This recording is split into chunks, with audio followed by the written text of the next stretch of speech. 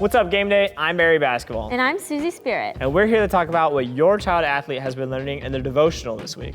This week, your child athlete got the opportunity to hear a testimony from their coach or their curriculum coach. A testimony is the story of how God changed your life, and every single person that knows and loves Jesus Christ has their very own testimony. And the Bible very frequently says that your testimony, your story of how God changed your life, is the most important tool that you have for telling other people about Jesus Christ. And that is what your child athlete has learned in their devotional this week. We'll see you next season.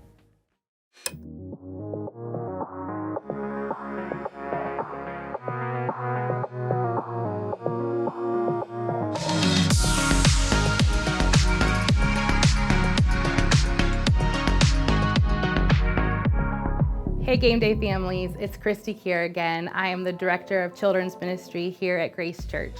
I've worked with kids for over 20 years. And a few weeks ago in Power Kids, I was teaching a class of 1st through 5th graders a lesson on grit. So I asked the kids to raise their hand if they have never been through anything hard their entire life. And I bet you can guess one kid raised their hand.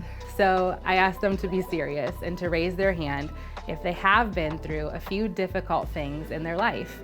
But only a couple kids raised their hand, which kind of surprised me and made me have to ask a third question, which was raise both hands if you have been through a lot of difficult things in your life.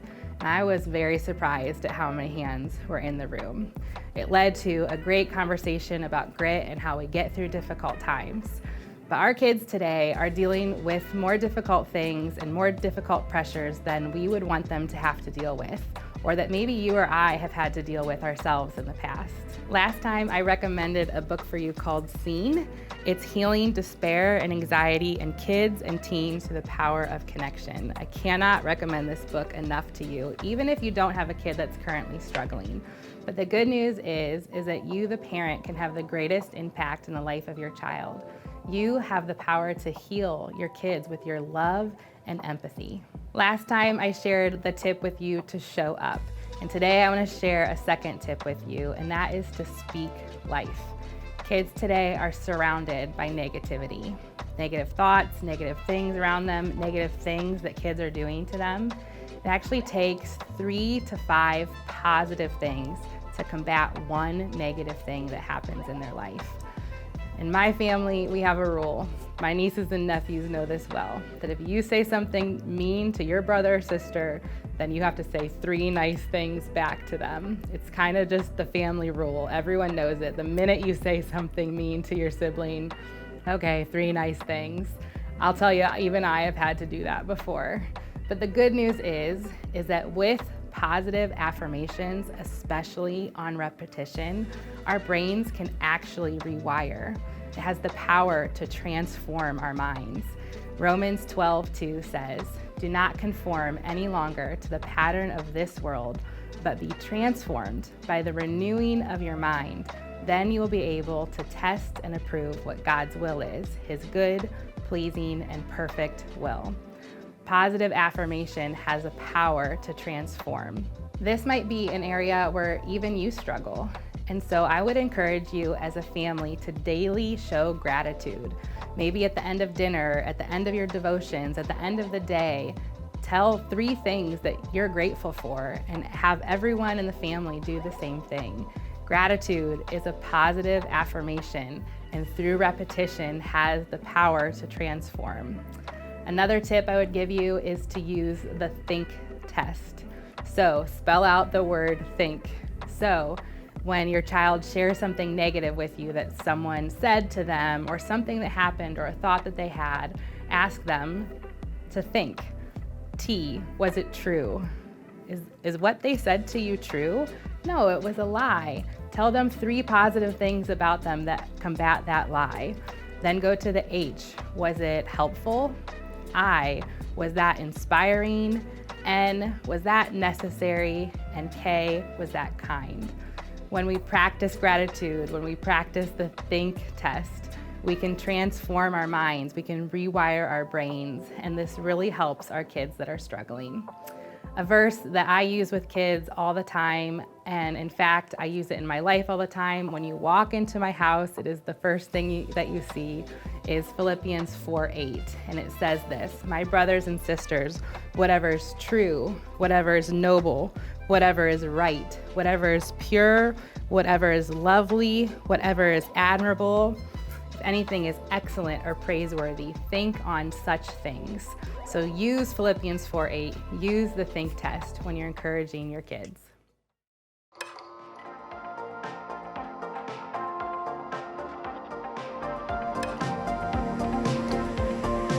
What's going on, Game Day? Hope everybody's having a great Saturday. I am here today with Bill and Debbie to talk a little bit about their Game Day volunteer experience. Bill, Debbie, thanks for joining us. Sure. Yeah, sure. We appreciate it. So, first question, how long have you guys been involved here with the Game Day program, and what have all you guys been doing here? Well, we've been involved with the Game Day program for a number of years right now. I retired, so had some free time, and and so what we've been doing is first impression stuff or hospitality, depending on how you want to look at it. So we check in athletes, we greet them as they come into the door with their families, serve them coffee, popcorn, whatever, and help clean the facility between the games so it stays clean and presentable. Much needed process there. So how'd you get connected? Well, through our life group, we had individuals in our life group that were doing it, and we did like lunches and stuff through life group, and it was like, we need some more volunteers, so like Bill said, our time was freeing up, so it was easier to get involved. Yeah. Would you mind telling people what a life group is for maybe people who don't know? Oh, life group is it's a biblical community. We have a life group at our house once a week. We get together, socialize, talk about the sermon, and support each other in prayer and works. So. So you guys been involved for a while. You do it together. How would you say it's changed you? Well, I think the things that we get out of it is being able to serve our community. We have a lot of people coming into Game Day that are not connected with the Grace Church. Mm-hmm. So we're able to serve and we're able to meet different people, meet the athletes, and also some of the people that volunteer, the younger adults that we were originally not connected to. Now we're getting to be very connected to. So it's kind of fun. That's great. Yeah. Great. So one last question. If you could talk to people out there who maybe don't know anything about Game Day and you want to tell them one thing, what would you tell them? The amount of volunteers that we have to support Game Day, and that there's hundreds of volunteers that have to be a part of it to help the program go along. In addition, just helping the community. The community's asked us to come and provide this. Once we started it, they're coming in. We want more. We need more space and to have more athletes take part of it. So we're currently building a gymnasium in our Gent Road facility, and there's over 1,000 families in the church that are supporting that. So we have dived full in that we want to support this and bring it to the community and offer not only the athletic portion of it, but also to present Jesus to the athletes. That's awesome. Thank you, guys. Well, thank you everybody for joining. Hope you have a great rest of your Game Day Saturday. Bill, Debbie, thanks so much. Thank you. Thanks. See you guys later. Happy Game Day.